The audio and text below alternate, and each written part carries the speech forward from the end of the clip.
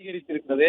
அதாவது புயல் கடலில் இருக்கும் பொழுது காற்றை உள்நோக்கி இழுக்கும், கடலை நோக்கி காற்றை இழுக்கும். அதனால் தற்பொழுது தரைப்பகுதியில் இருந்து கடலின் திசை நோக்கி இந்த காற்று வீசுகிறது. தரைக்காற்றாகவும் வீசுகிறது. அதே வேளையில கடல் கொந்தளிப்பாகவும் இருக்கிறது. கல்பாக்கம் அருகில் இருக்கக்கூடிய சதுரங்கப்பட்டினம் பகுதியில நாம் இருக்கிறோம். செங்கல்பட்டு மாவட்டத்தினுடைய பகுதி. இந்த இந்த பகுதியில மீனவர்கள் குடியிருப்பும் இருக்கிறது. முன்னெச்சரிக்கையாக இந்த மீனவ படகுகள் எல்லாமே ஓரமாக எடுத்து பாதுகாப்பாக நிறுத்தி வைக்கப்பட்டிருக்கிறது. நேற்று கடந்த 2 தினங்களாக இருந்ததை விட கடல் தற்பொழுது எந்த அளவிற்கு கொந்தளிப்பாக இருக்கிறது என்பதையுமே பார்க்கலாம். சென்னையில் இருந்து 190 கிலோமீட்டர் தொலைவிலும், புதுவையில் இருந்து 180 கிலோமீட்டர் தொலைவிலும் பெஞ்சல் புயல் இருப்பதாக கூறும் நிலையில தற்பொழுதே காற்றினுடைய வேகம் அதிகரித்திருக்கிறது. பிற்பகலில் இந்த புயல் கரையை கடக்கும் என்று வானிலை ஆய்வு மையம் தெரிவித்திருக்கிறது. எனவே புயல் கரையை கடப்பது வரை, அதற்கு பின்பு மழை முடியும் வரையிலும் தொடர்ந்து பொதுமக்கள் யாரும் வெளியில் வர வேண்டாம், குறிப்பாக கடற்கரையை ஒட்டி இருக்கக்கூடிய இந்த பகுதிக்கு வர வேண்டாம் என்று எச்சரிக்கை விடுத்திருக்கிறார்கள். காற்றினுடைய வேகம் பார்க்கலாம். கடற்கரை ஒட்டி இருக்கக்கூடிய பகுதியில கடுமையான காற்று, அதாவது தரைக்காற்று கடலை நோக்கி வீசுகிறது. புயலின் தன்மை என்பது கரையை கடக்கும் வரை இந்த காற்றை தரைக்காற்றை தரைப்பகுதியில் இருந்து கடலை நோக்கி இழுக்கும். அதற்கு பிறகு அதே வேகத்தில், இதைவிட 2 மடங்கு வேகத்திலிருந்தான் காற்று மீண்டும் புயல் கரையை கடக்கும் பொழுது வீச தொடங்கும். அதே போலதான் தற்பொழுது காற்றை உள்நோக்கி இழுக்க தொடங்கி இருக்கிறது புயல்.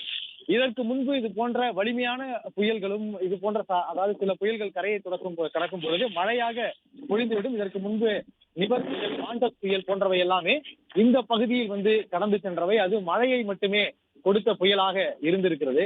ஆனா இந்த புயலை பொறுத்தளவுல, இந்த பெஞ்சல் புயலை பொறுத்தளவுல மாமல்லபுரம் பகுதியில் இருந்து காரைக்கால் வரை இதனுடைய தாக்கம் இருக்கும் என்று தெரிவித்திருக்கிறார்கள். அதனுடைய மைய பகுதி, அதாவது கண் பகுதி என்று சொல்லக்கூடிய அந்த பகுதி புதுவையை மையமாக கொண்டு கரையை கடக்கும் என்று தெரிவித்திருக்கிறார்கள். நாம் இருக்கக்கூடிய பகுதியில் இருந்து புதுச்சேரி 50 கிலோமீட்டர் தொலைவு, அதுவரை இந்த தாக்கம் இருக்கும். மையப்பகுதி அங்க கடந்தாலும் இங்கும் கூட அதனுடைய தாக்கம் கடுமையாக இருக்கும். அது பிற்பகலில் கரையை கடக்கும் என்று கூறினாலும் தற்பொழுதே அதனுடைய வேகம் எந்த அளவிற்கு இருக்கும் என்பதை நம்ம பார்க்கலாம். 90 கிலோமீட்டர் வேகத்துல காற்று வீசக்கூடும் என்று வானிலை ஆய்வு மையம் தெரிவித்திருக்கிறது. தற்பொழுது அதே போன்று தற்போதிலிருந்தே தரைக்காற்று வீசும் என்று தெரிவித்திருந்தார்கள். 60 to 70 கிலோமீட்டர் வேகத்தில் தரைக்காற்று வீசக்கூடும் என்று தெரிவித்திருந்தார்கள். காலையில் இருந்தே காற்றினுடைய வேகம் தொடர்ந்து அதிகரித்து வருகிறது. மழையை பொறுத்தளவுல இங்கு தொடர்ந்து நள்ளிரவு முதல் மழை பெய்து கொண்டேதான் இருக்கிறது. நிற்காமல் தொடர்ந்து மழை பெய்து கொண்டிருக்கிறது. இதை சுற்றி இருக்கக்கூடிய இந்த கல்பாக்கம், அணு உலை இதெல்லாம் இருக்கக்கூடிய பகுதி. இங்க இருக்கக்கூடிய மீனவ பகுதிகளிலுமே தொடர்ந்து காவல்துறையினர் கண்காணித்து இங்கு யாரும் வெளியில், அதாவது கடற்கரை ஒட்டி இருக்கக்கூடிய பகுதிக்கு வெளியில் வர வேண்டாம் என்று தெரிவித்திருக்கிறார்கள்.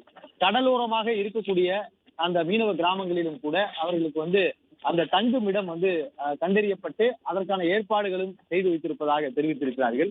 காற்றில் மரம் விழுந்தால் அவற்றை உடனடியாக அகற்றுவதற்கு தேவையான உபகரணங்கள் அந்தந்த பகுதியில அதற்கான முன்னேற்பாடுகளுடன் இருப்பதாகவும் தேசிய பேரிடர் மற்றும் மாநில பேரிடர் மீட்புக் குழுவினர் தயார் நிலையில் இருப்பதாகவும் அதிகாரிகள் தரப்புல கூறப்பட்டிருக்கிறது.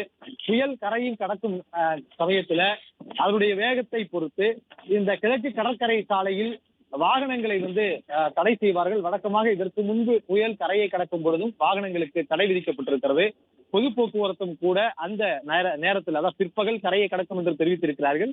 1 மணிக்கு பிறகு இந்த பொது போக்குவரத்தை கிழக்கு கடற்கரை சாலையில் நிறுத்துவதற்கான வாய்ப்புகள் இருக்கிறது.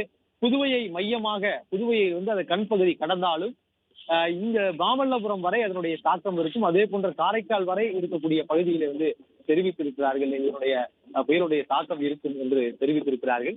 இந்த புயலுடைய தன்மையை பொறுத்தளவுல இதற்கு முன்பு சில காற்றழுத்த தாழ்வு பகுதி பிறகு மண்டலமாக மாறி புயலாக வலுப்பெற்றும். ஆனால் இந்த காற்றழுத்த தாழ்வு பகுதி மண்டலமாக மாறி வலுவிழந்து மீண்டும் தன்னை புயலாக மாற்றிக் கொண்டிருக்கக்கூடிய சூழல்ல அது மாற்றிக் கொண்டிருக்கிறது.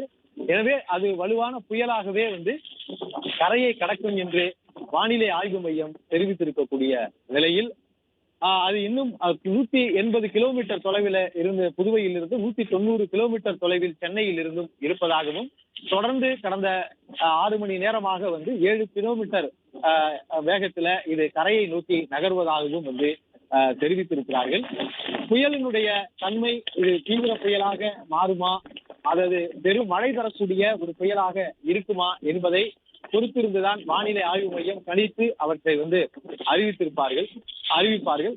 ஆனால் தற்போதிலிருந்தே கடல் சீற்றம் கடந்த 2 தினங்களில் இருந்ததை விட புயலாக மாறிய பிறகு கடல் சீற்றம் கடுமையாக இருக்கிறது. அலைகள் 6 அடியிலிருந்து 7 அடி வரை அந்த அலையினுடைய உயரம் அந்த அளவுக்கு கடல் சீற்றம் இருக்கிறது. தொடர்ந்து எந்த மீனவ கிராமங்களில் மட்டுமே எச்சரிக்கையாக இருக்க வேண்டும் என்ற தொடர்ந்து அந்த கண்காணிப்பு காவல்துறையினர் தெரிவித்துட்டு செல்கிறார்கள். அதே போன்ற வருவாய்த்துறையினர் உள்ளிட்ட பல்வேறு துறையை சேர்ந்த அரசு அதிகாரிகளும் ஒவ்வொரு கிராமத்திற்கும் பாதுகாப்பான இடம், அந்த குறிப்பாக பள்ளிகள் இயங்கக்கூடிய கட்டிடம் உள்ளிட்ட அரசு கட்டிடங்கள் அல்லது தனியார் திருமண மண்டபங்கள் இவற்றை கண்டறிந்து அவர்களை பாதுகாப்பாக தங்க வைப்பதற்கான முன்னேற்பாடுகளை செய்திருப்பதாகவும் தெரிவித்திருக்கிறார்கள். இதே போன்று கடலோரமாக இருக்கக்கூடிய இந்த கிராமங்களிலும் முன்னெச்சரிக்கை நடவடிக்கைகளும் கண்காணிப்புகளும் தொடர்ந்து மேற்கொள்ளப்பட்டு வருகிறது.